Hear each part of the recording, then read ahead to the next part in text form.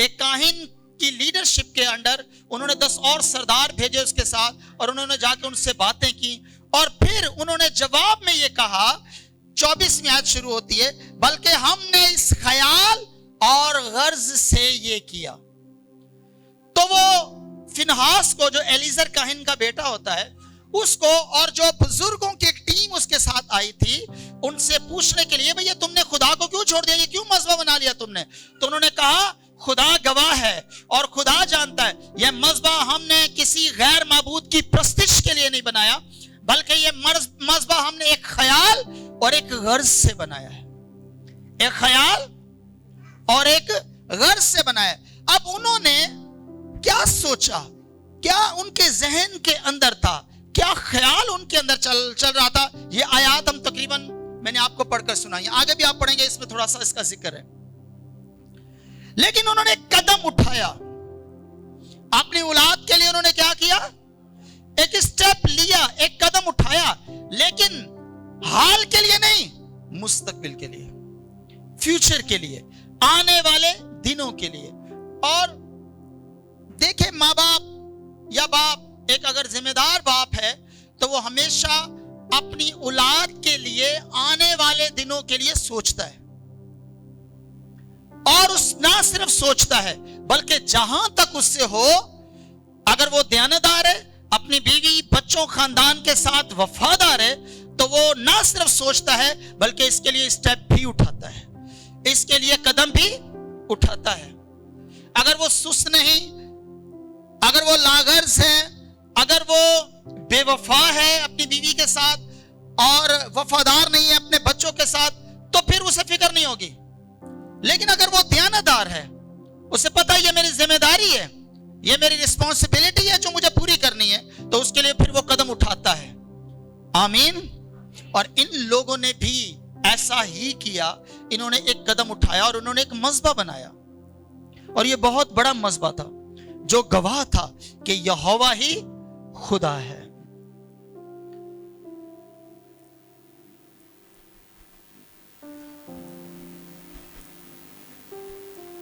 मैं यहां एक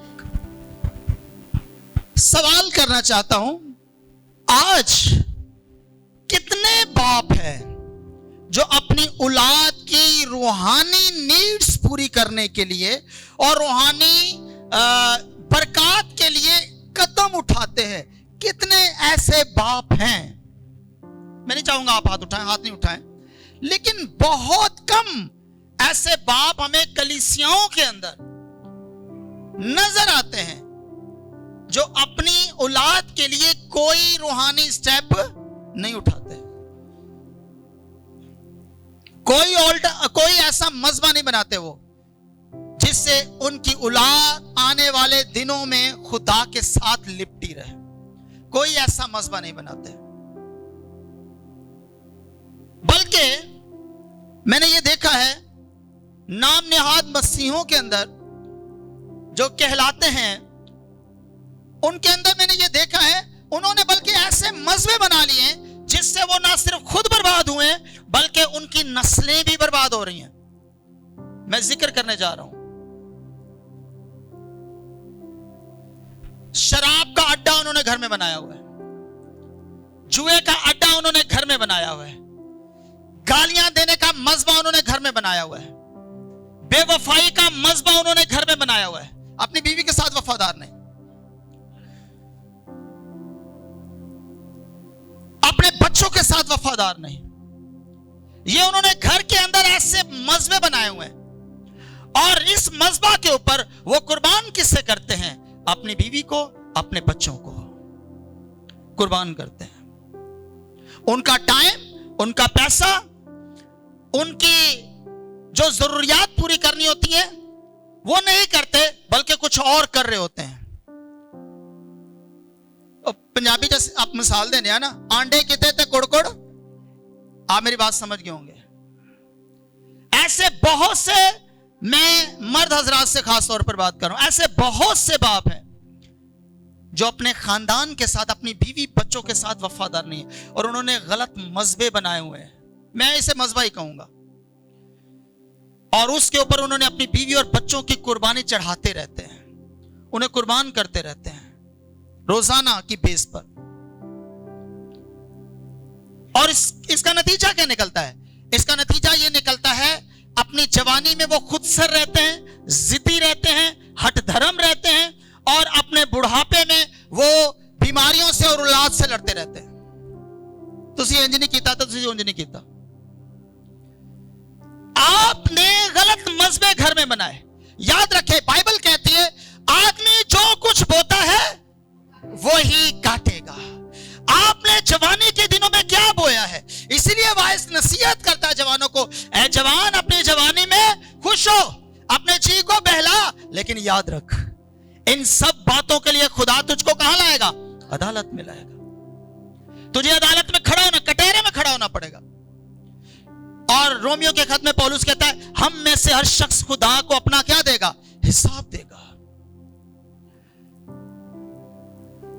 और इसीलिए खानदान बर्बाद हो रहे हैं।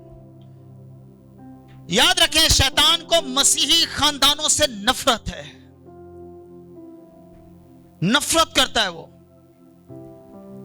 क्योंकि उसे पता है इनके पास सच्चाई है, और अगर ये सच्चाई पर खड़े हो गए तो ये खुद भी आजाद हो जाएंगे और इनकी नस्लें भी आजाद हो जाएंगे। इसलिए वो चाहता है ये या तो ये सच्चाई को जाने ना, और अगर सच्चाई को जान भी ले तो भी ये समझौते वाली जिंदगी गुजारे, ये ईमान की जिंदगी ना गुजारे। इन तमाम मर्द हजरात ने एक ऐसा कदम उठाया जो उनकी औलाद के लिए बायस बरकत था, ताकि उनकी औलाद खुदा के साथ लिपटी रहे। और आज हमारे यहां या ये देखा जा रहा है कि बहुत से बाप ऐसे गलत बीज बो के जा रहे हैं जो ना सिर्फ वो खुद उन्हीं दुखों में, बीमारियों में मर जाते हैं, बल्कि जो खुदा का गुनाह करने की वजह से वो लानत अपने लिए कमाते हैं, और उन लानत के बाद जो बीमारियां उन पर आती हैं, वही बीमारियां, वही लानतें, वही बदरू हैं, वही बुरे रवैये, वही जिद्दीपन, वही हठधर्मी, वही अना उनकी आगे नस्लों में भी जाती है, और यूं नस्लें भी दुख पाती हैं, और उन्हें पता नहीं होता हम क्यों इस किस्म के बंधनों में, जबकि ये नस्लों से होता है, और वो भी लड़ते रहते हैं जब तक कि वो सच्चाई की पहचान तक ना पहुंचे, वो भी लड़ते रहते हैं, और उनकी नस्लें भी फिर दुख पाती हैं। और याद रखें, शैतान गुमराह करने वाला है और लोगों को गुमराह करके मारता है। वो धोखा देने वाला है, उसे डिसीवर कहा गया, वो धोखा देता है और वो धोखे से मारता है। उसने हवा को धोखा दिया, और पौलुस कुरिन्थियों की कलीसिया को कहता है मुझे डर है, मुझे शुभ है, जैसे सांप ने अपनी मक्कारी से हवा को बहकाया, ऐसे तुम्हें भी ना वो बहका दे। इसलिए बाइबल कहती है रास्तबाज होने के लिए होश में आओ और गुनाह ना करो। अब मैं आपको इसका पॉजिटिव वे दिखाता हूं। अय्यूब एक ऐसा शख्स था जो अपनी औलाद के लिए सोचता था। इन्होंने भी सोचा। अय्यूब एक ऐसा शख्स था जो अपनी औलाद के लिए सोचता था। और देखे बाइबल क्या कहते हैं, अगर आप पहला बाब पढ़े, 5 आयत पढ़े, वो उनके शुमार के मुताबिक वो कुर्बानियां चढ़ाता था। गुनाह किया हो जिसके बायस खुदा का गजब इन पर आ जाए, और मैं इनके लिए कुर्बानी चढ़ाता हूं ताकि ये बच जाए। इन्होंने भी यही सोचा था कि हमारी औलाद बच जाए, गैर माबूदों की प्रस्तिश ना करने जाए।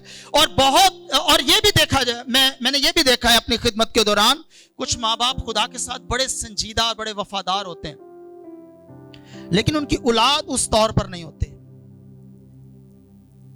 इसकी कुछ वजूहात हैं, उनमें से 1-2 का मैं जिक्र करता हूं।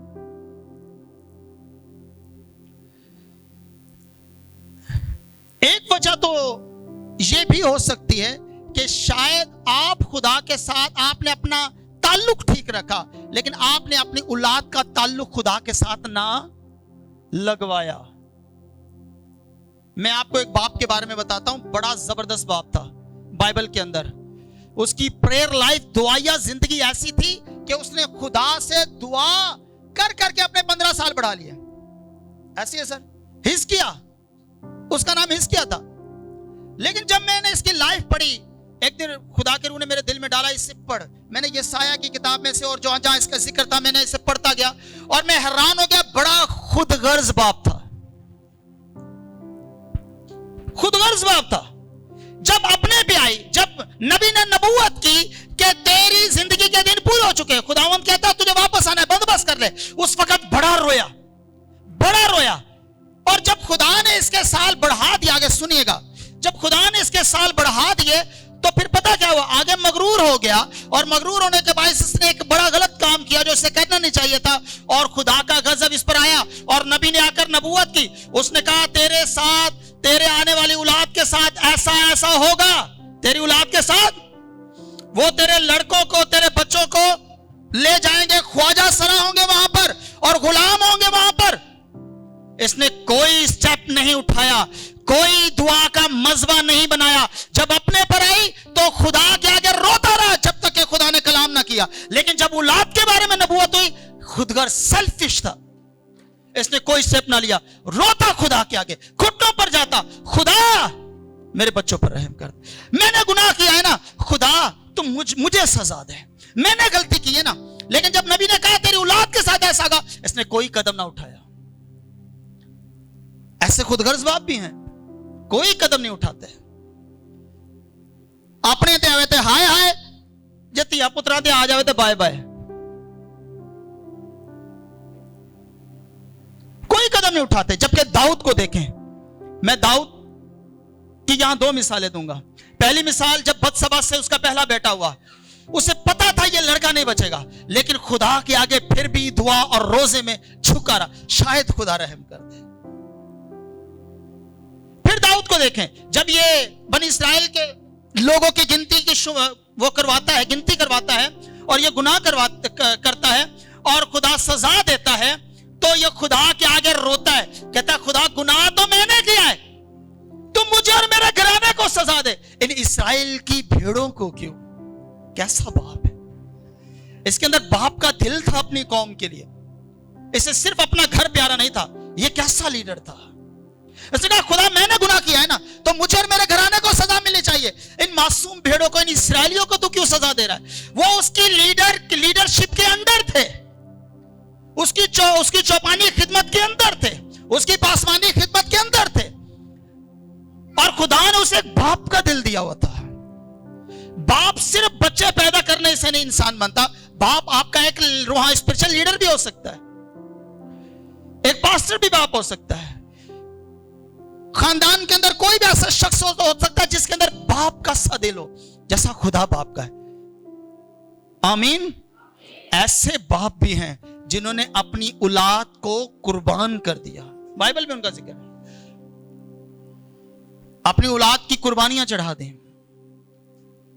लेकिन ऐसे बाप भी हैं जिन्होंने अपने आप को कुर्बान होने दिया, लेकिन अपनी औलाद के लिए उन्होंने सुकून, अपनी औलाद के लिए उन्होंने रास्ते खोल दिए, अपनी औलाद के लिए उन्होंने खुदा का फजल, खुदा का जलाल और खुदा की कुदरत मांग और हासिल कर ले। आमीन, हालेलुया, हालेलुया। तो इन तमाम मर्दों ने, इस्राएली मर्दों ने एक ख्याल ये सोचा कि हमारी औलाद कहीं खुदा से मुनहरिफ ना हो जाए, और आने वाले जो नस्लें वो हमारी औलाद को ये ना कहे तुम्हारा खुदा में कुछ हिस्सा नहीं। इसके लिए उन्होंने मज़बा बनाया, उन्होंने मज़बा बनाया। आज का जो बाप है, बहुत कम ऐसे नजर आते हैं जो अपनी औलाद के लिए खुदा के हजूर आंसू बहाते हो।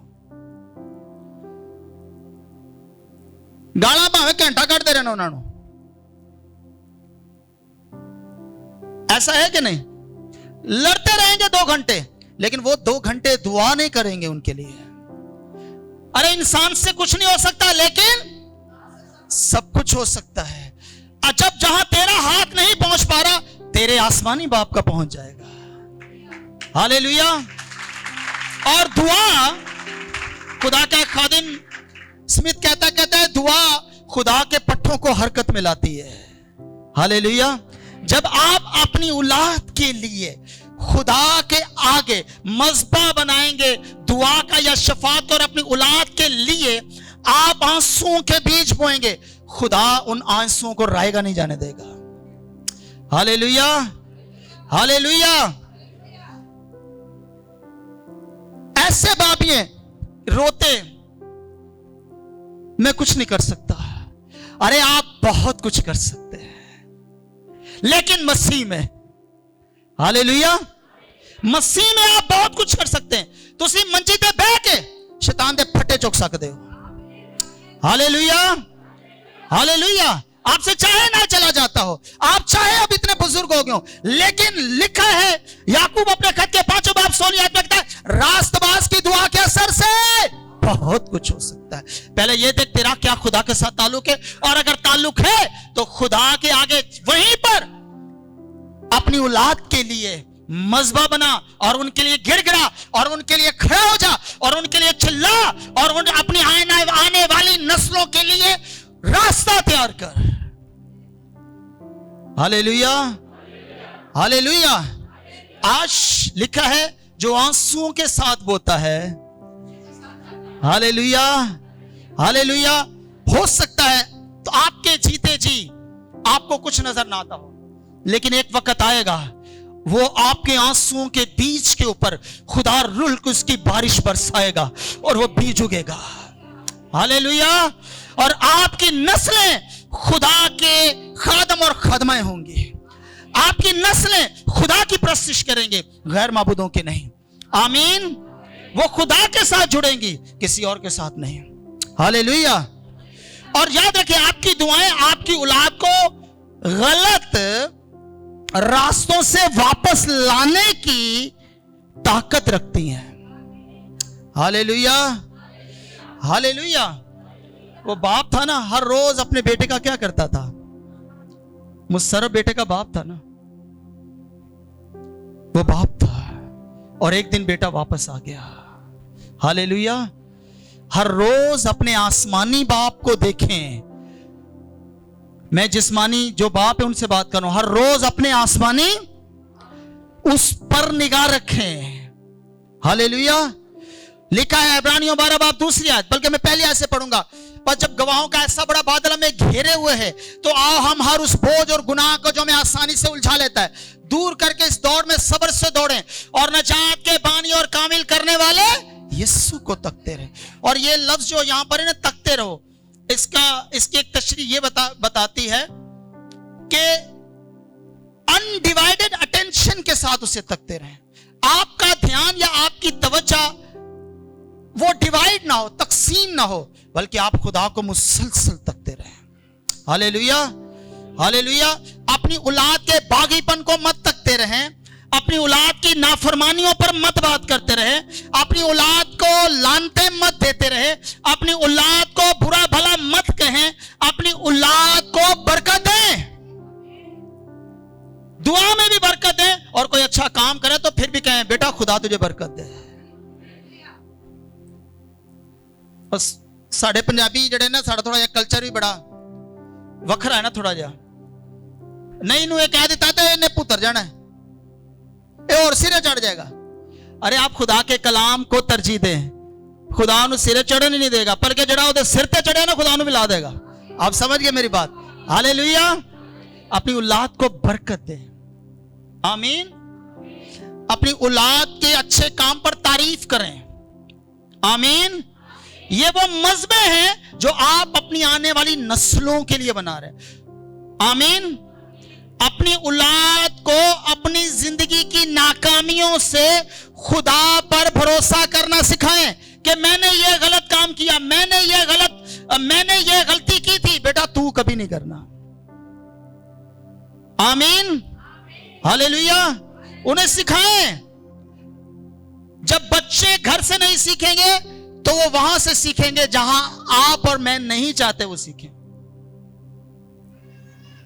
इसलिए बी केयरफुल। उन्होंने अपनी औलाद के लिए मज़बा बनाया। आज आपने किस टाइप के मज़बे बनाए हुए हैं?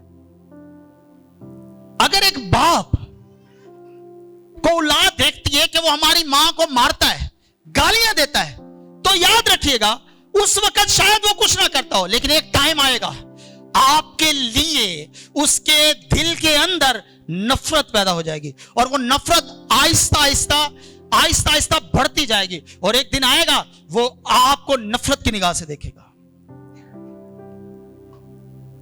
और फिर एक और चीज होती है, और वो ये चीज है, जब एक बेटा देख रहा है उसका बाप उसकी माँ को कैसे कंट्रोल करता है, उसको मार के या गालियां दे के या गुस्से से, फिर वो भी वही चीज सीखता है, और जब उसकी शादी होगी वो भी वैसा ही तरीका अपनाएगा जो उसने घर में देखा होगा।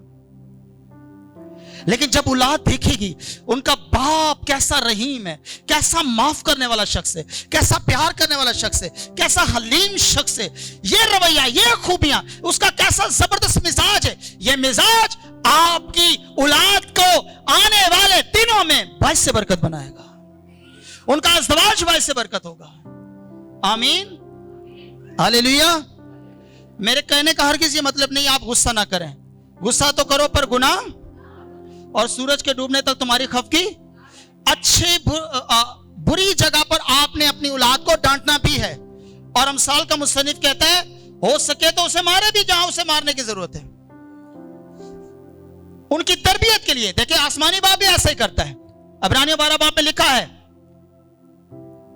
कि वो तंबी करता है और फिर क्या लगाता है, कोड़े भी लगाता है, लेकिन करता किन के लिए, हमारी तरबियत के लिए। पौलुस करंथुस की कलीसिया को कहता है इसी सबब से बाज तुम में से 11वें बाप में कमजोर बीमार है, सो भी गए, खुदा सजा देकर, जो हमारा आसमानी बाप है, सजा देकर हमारी क्या करता है, तरबियत करता है। क्यों तरबियत करता है, ताकि हम दुनिया के साथ मुजरिम ना ठहरे। तो एक अच्छा बाप औलाद की तरबियत भी करता है। आमीन, हालेलुया, हालेलुया। तो इन लोगों ने मज़बा बनाया। अच्छी बात है हम औलाद की तालीम पर भी काम करें, अच्छी बात है उनके लिए माल मलकियत, घर, कारोबार या कुछ ऐसा बनाकर सेटअप जाएं कि जो परेशानी और दुख आपने देखे वो ना देखें, अच्छी बात है। लेकिन इससे भी अच्छी बात यह है कि आप उनको खुदा देकर जाएं। हालेलुया। उसने कहा सोना चांदी तो मेरे पास जो कुछ है तुझे दिए देता हूं। और अन्नसमल ने गीत बहुत अच्छा गाया है, वही कलाम सिखाना उनको यस्सु जो तुमको सिखाए, पाक कलाम का दूध पिलाना। हालेलुया, यस्सु की खुशबू आए। आमीन। अगर एक बाप कुर्सी पर बैठकर बच्चों को कहे झूठ ना बोलिया करो और खुद अपनी बीवी से रोजाना झूठ बोलता हो, तो ये अच्छा मज़बा है, अच्छी यादगार है, अच्छी गवाही है, अच्छी गवाही है। ये गलत गवाही जा रही है।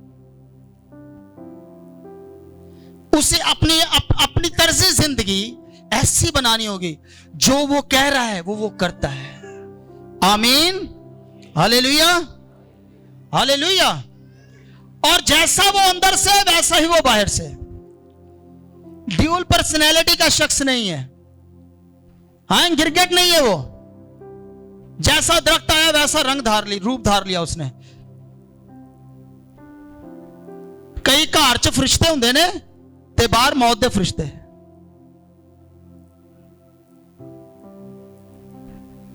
चर्च में दूत होते हैं और बाहर भूत होते हैं।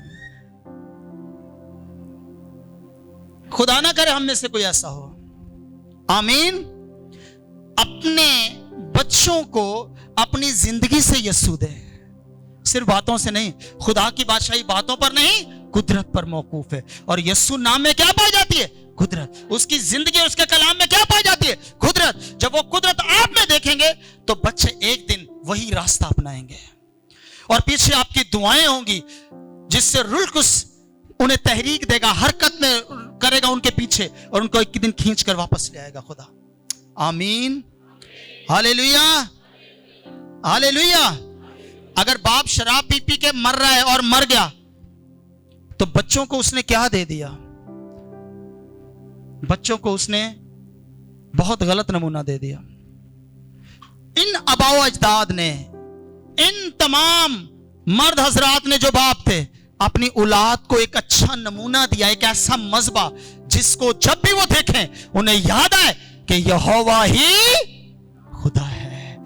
ऐसी लाइफ, ऐसी जिंदगी, ऐसी आपका रवैया हो कि जब भी आपको औलाद देखे उन्हें याद आए ये वाकई खुदा है, इनके अंदर वाकई खुदा है। आमीन, हालेलुया।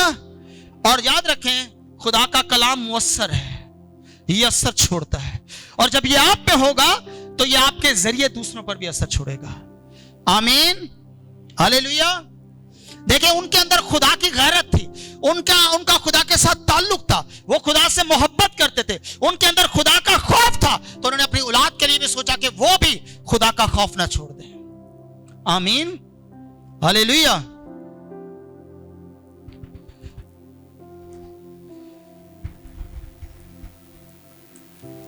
फिर इन्होंने एक और चीज सोची, एक तो इन्होंने खुद बनाई, एक ये कि आने वाली नस्लें, यानी उन दूसरे कबीलों की नस्लें, इनकी नस्लों को खुदा से बागी ना कर दें, खुदा से क्या ना कर दें।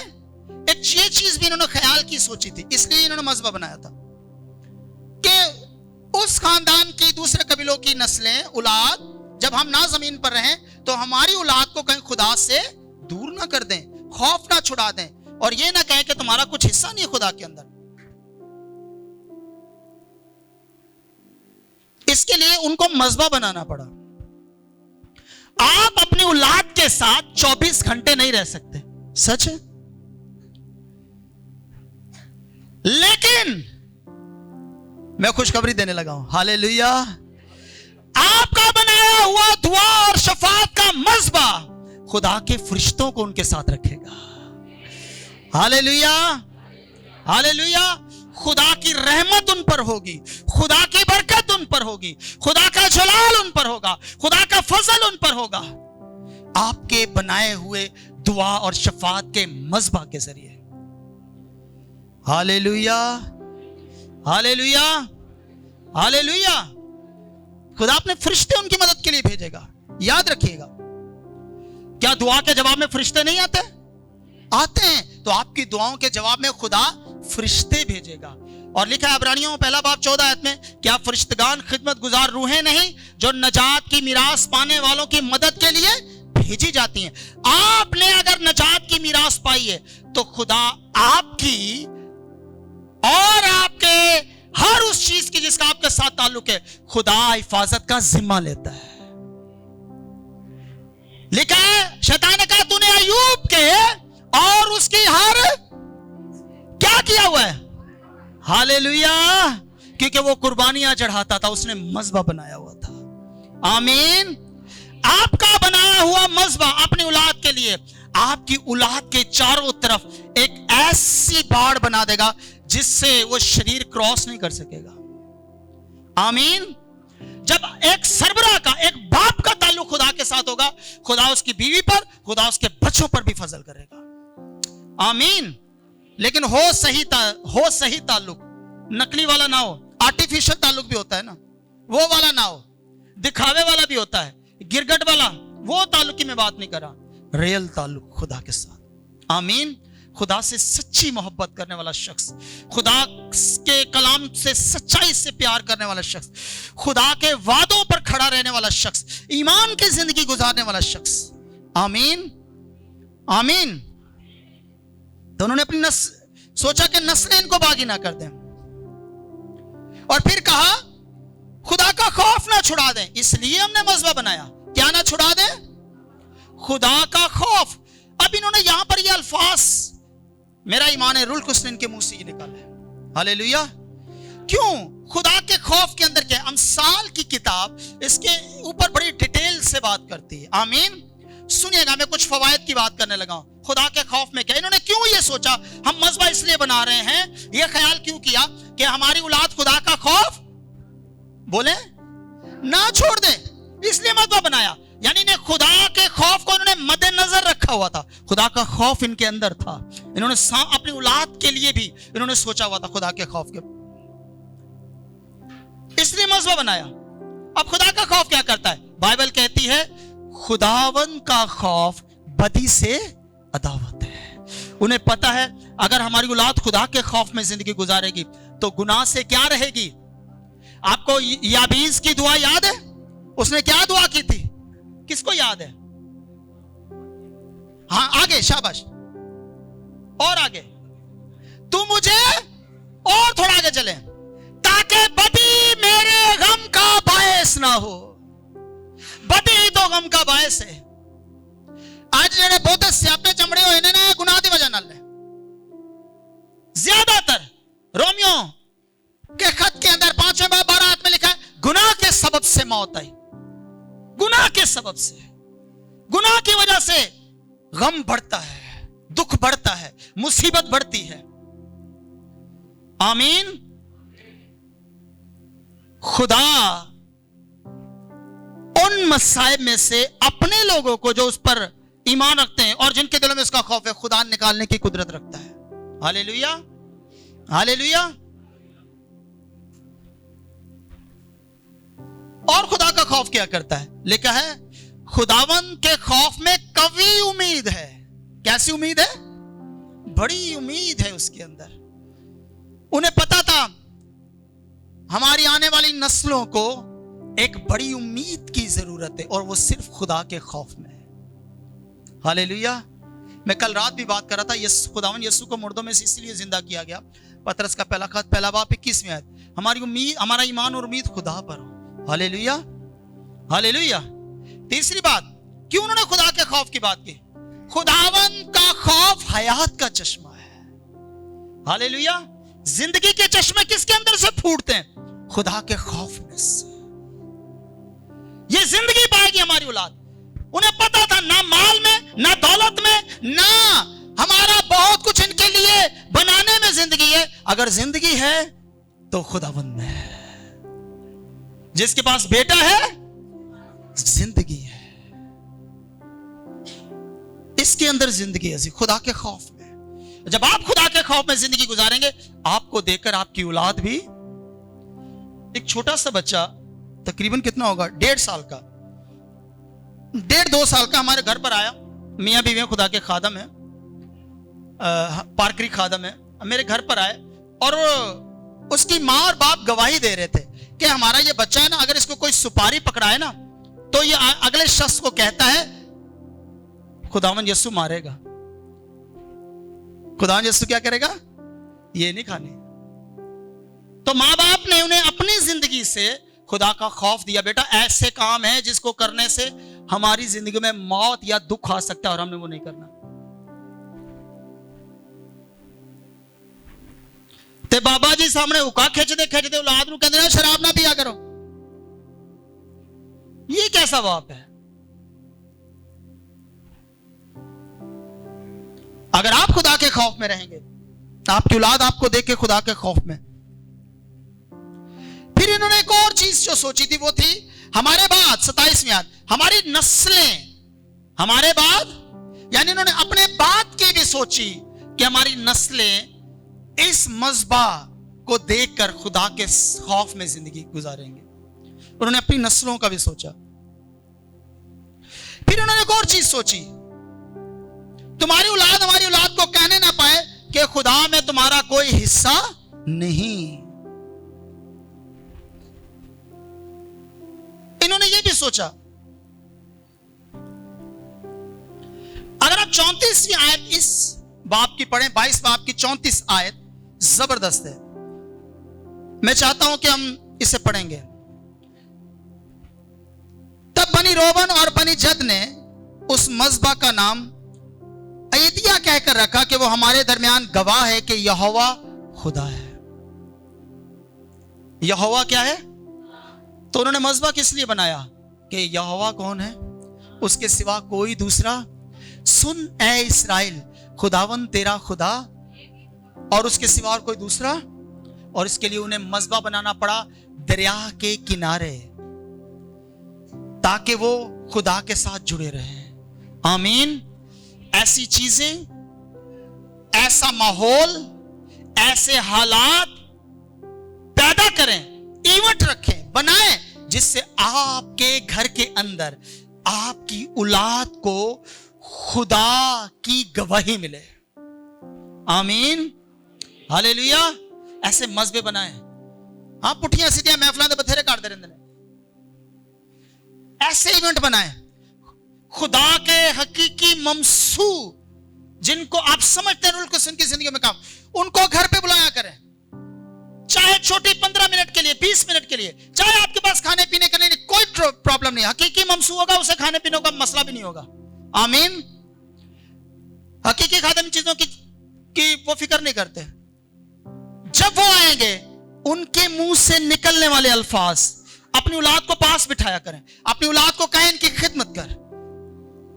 आमीन, हालेलुया, ताकि वो खुदा से बरकत पाए। हालेलुया। अलीशा क्या करता था? एलिया के हाथ, और खुदा ने डबल पोषण उसे दे दिया। आमीन। कोई पता नहीं किस वक्त खुदा का रूह खुदा के ममसू को उबारे और वो उसके मुंह से रुल्कुस अल्फाज निकाल दे, और वो अल्फाज आपकी औलाद के लिए उसकी नस्लों तक वैसे बरकत हो जाए। आमीन, हालेलुया, हालेलुया, हालेलुया।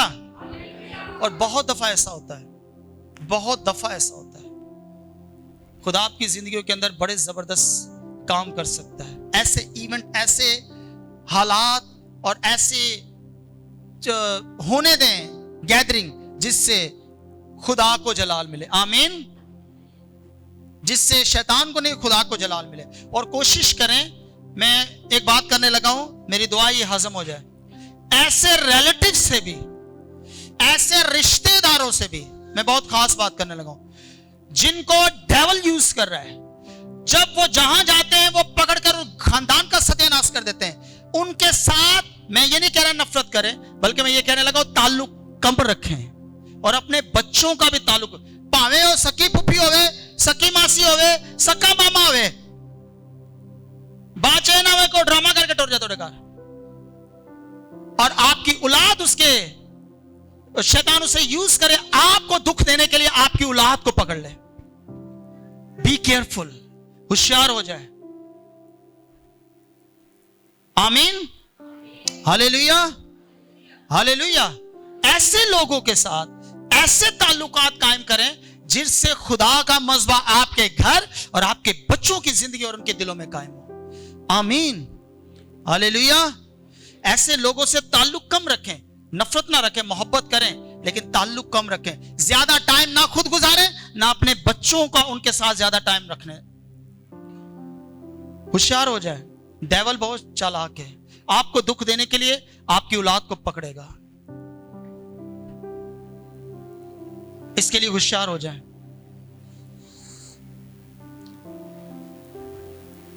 आइए मैं आखिरी बात करता हूं, फिर हम दुआ करेंगे। अब मैं जो बात करने लगा हूं, आप अपनी औलाद के लिए रूहानी चीजें बोझ सकते हैं। क्या कर सकते हैं?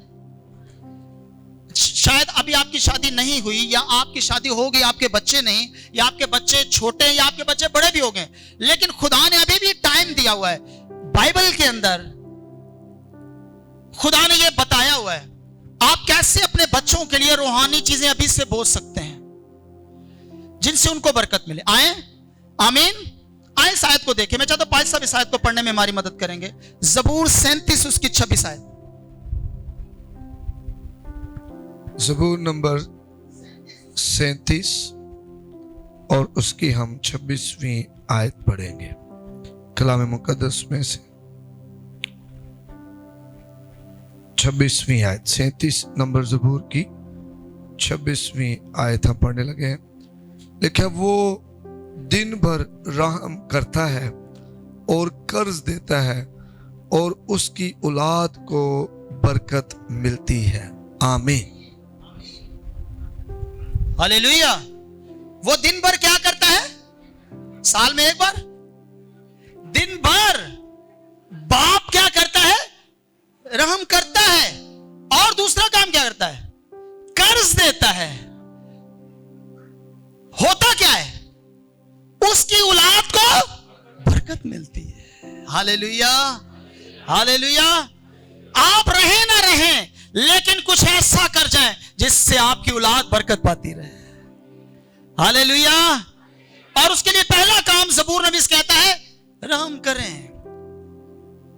मुबारकबादियों के अंदर खुदावंद यीशु ने कहा मत्ती 5 बाब में, मुबारक है वो जो रहम दिल है, उस पर क्या किया जाएगा?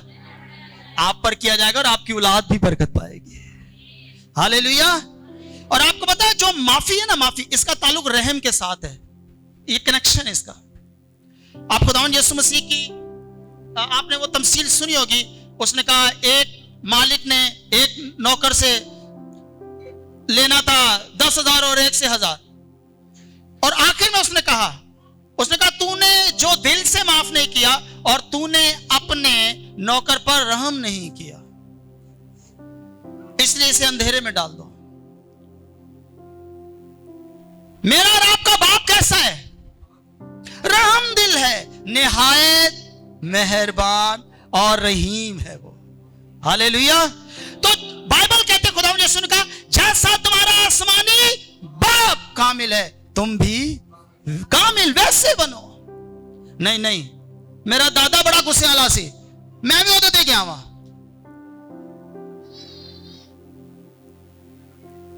मेरा अब्बू जड़ा सी ना, और मरदा मर गया सी, पर उन्हें अपनी जिद नहीं सी छड़ी। असी नहीं माफ करना। आप रहम करेंगे, आपकी औलाद को बरकत मिलेगी। हालेलुया। जिद्दीपन, हठधर्मी, अना आपकी औलाद को बीमारियों में, झगड़ों में, लानतों में, नफरतों के घड़े के अंदर आप उनको फेंक कर जाएंगे। लेकिन अगर आप रहम करेंगे, आप उनको बरकत वाली जमीन देकर जाएंगे। Hallelujah, hallelujah. जहां खुदा की बरकत होगी। रहम करें तो आप पर भी खुदा क्या करेगा? रहम करेगा। ये बीज बोएं, माफ करने में जल्दी करें। ये रहम दिल शख्स ही माफ कर सकता है। दूसरा गुस्सा लाके बैठा रहेगा। इन्हें 5 साल पहले मैंने इंज किया सी। रहम करें तो आप पर भी क्या किया जाएगा? और दुआ में हम बड़े आंसू बहाते हैं, खुदा रहम कर, और खुदा कहता है तू माफ ते कीता नहीं, मैं तेरे रहम की करा। तू भी क्या कर। आए देख ले, सिर्फ एक आयत देखते। आए देखे जबरदस्त मत्ती की अंजील, मेरे ख्याल में 18 बाब के अंदर खुदावंद यीशु ने यह बात कही जी। 18 बाब, और उसकी मैं एक ही आयत पढ़ूंगा।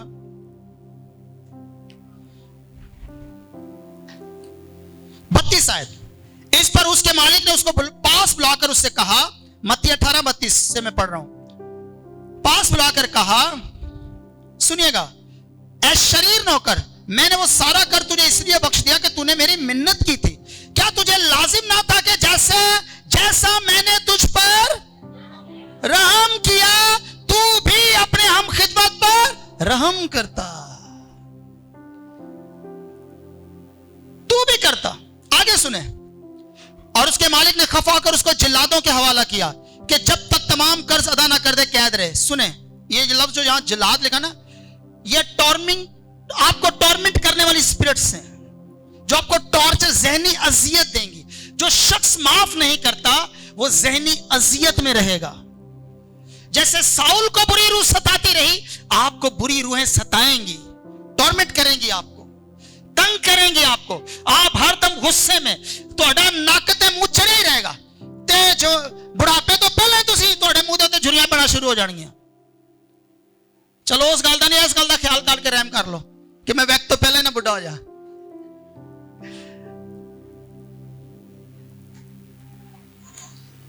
ਅੱਜ ਕੱਲ ਇਹ ਟ੍ਰਿਕਾਂ ਜਿਹੜੀਆਂ ਨੇ ਬੜੀਆਂ ਕਾਰਾਮਦ ਨੇ। ਜਿਹੜੇ ਲੋਕੀ केला या कोई फ्रूट ना खाना, उन्होंने पता ला जाना इन्हें स्किन बड़ी जड़ी है ना, वो केला भावे बो भी आए मुंह ला लेंगे। आंडा दही तो बो आंदी है, उन्होंने वो फिर भी ला लेना, उन्हें पता इतने वाल ते स्किन सही हो जाने ने। ऐ शरीर नौकर, उसे शरीर कहा गया। जब तक तमाम कर्ज अदा न कर दे कैद रहे। अब 35वां सुने, मेरा आसमानी बाप भी तुम्हारे साथ इसी तरह करेगा अगर तुम में से हर एक अपने भाई को दिल से माफ ना करे। माफी के बीज बोएं, रहम दिली के बीज बोएं, अपने रिश्तों में बोएं, अपनी फैमिली में बोएं, अपने अज़दवाजी रिश्ते में रोजाना बोएं, इसे रोजाना बेस पर बोएं। वो दिन भर रहम कर, दिन भर रोजाना डेली बेसिस पे इसे करें। अपनी बीवी को, अपने बच्चों को, अपने खानदान के अफराद को, चर्च मेंबर्स को, चर्च लीडर्स को भी। बात है, चर्च लीडर्स के साथ भी बड़े गिले शिकवे लेके लोग चलते रहते हैं। माफ करें, रहम करें।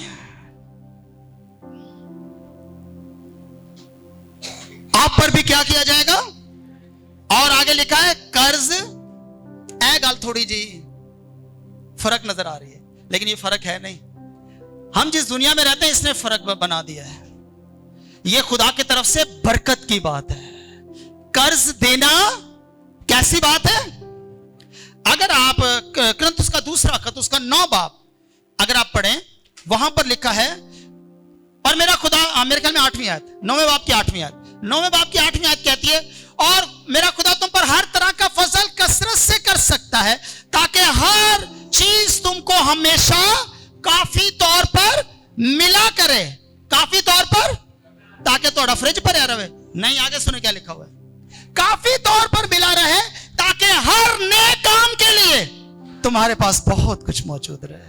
अरे खुदा बाज दफा आपको इसीलिए कसरत से देता है, आप बादशाही के लिए बोएं, आप लोगों को कर्ज दे, आप लोगों की हेल्प करें। आपको खुदा ने शायद फाइनेंशियली इसीलिए ब्लेस किया है। आमीन, हालेलुया। इसलिए नहीं किया कि आप अपने आप को लोगों से उत्तम समझें, आपको इसलिए किया है ताकि आप लोगों को दें, क्योंकि देना लेने से बारीक है। और जो देने वाला शख्स है उसकी औलाद को क्या मिलेगी, बरकत। Hallelujah, hallelujah. आपकी औलाद को लोग देख कर कहेंगे ये फलां बाप का बेटा है, जो बड़ा रहीम है, जो बड़ा माफ करने वाला है, जो बड़ा देने वाला शख्स है, सखी शख्स है।